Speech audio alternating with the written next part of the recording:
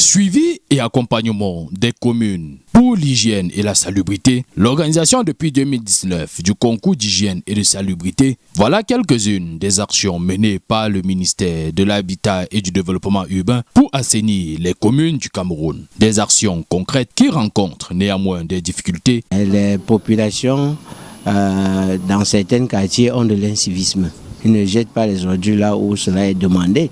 Mais il y a l'autre question qui est les voies d'accès. Les voies d'accès dans les quartiers périphériques ne permettent pas la collecte aisée. Le lancement de la campagne d'hygiène et de salubrité, intitulée Concours Ville Propre édition 2023, qui se tient dans la salle de conférence des services du gouverneur de la région de l'Ouest. Ce 20 mars 2023 est l'occasion pour Célestine Kedja-Cortez, ministre de l'Habitat et du Développement urbain, d'appeler les maires des 360 communes à redoubler d'ardeur pour rendre leurs communes propres, tout d'abord pour le bien-être des populations, mais également pour être les lauréats de cette édition.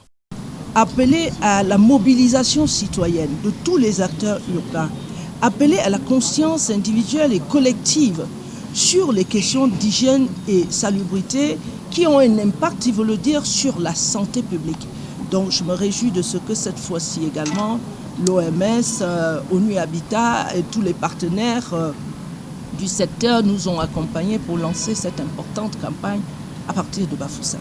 Après le lancement du concours Ville Propre, Célestine Kedja-Cortez procède également à l'atelier de sensibilisation des magistrats municipaux sur la déclaration de Bétois et les textes régissant l'urbanisme au Cameroun. Partager cette déclaration qui renferme des facteurs clés d'adressage du désordre urbain dans nos villes.